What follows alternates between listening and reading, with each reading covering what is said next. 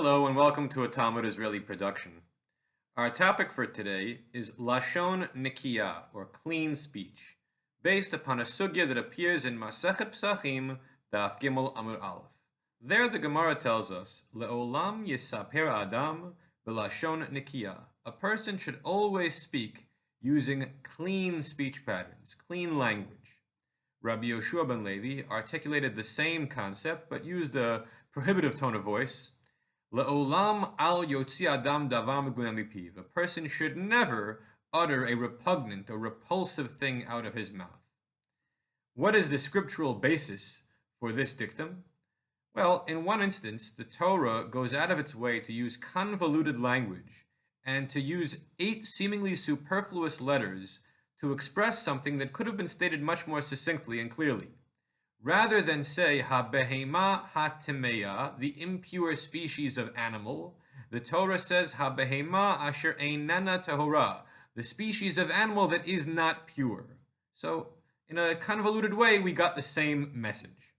In Rabbinic Hebrew, there are many examples of LASHON NEKIYAH where a euphemistic expression is used to avoid saying something unseemly or grotesque in an overt way. For example, we'd rather not mention the name of the founder of another religion, and so rather than identifying such people by their given name, we'll say Oto Haish, that man. Nobody wants to talk about death. It's an unhappy topic. We'd rather avoid it if we could. And so when someone dies, we say that he is niftar, passed away, departed, rather than the more grotesque term of dead or mate. Or we say halach le'olamo, he went unto his world, in the sense that a person who dies passes from the olam hazeh to the olam haba, this world to the next world. It's a cleaner way of saying the same concept. If a person experiences a loss in the family, a relative who passes away, we'll say about that person, kara lo davar, something happened to that person, rather than expressly state what that thing was.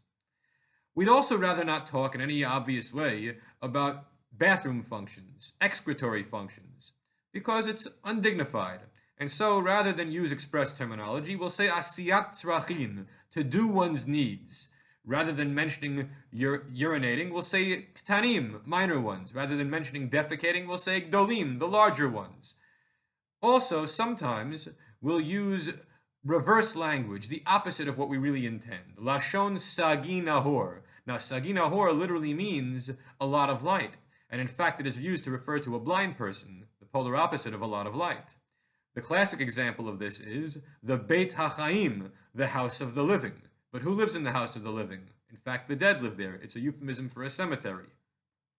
Another thing that we do is to use the term davar acher, the other thing, which is a totally ambiguous term, and it's in fact used for a wide range of unseemly things, or things we'd rather not say in obvious terms. So, for example, davar acher can refer to a chazir, a pig.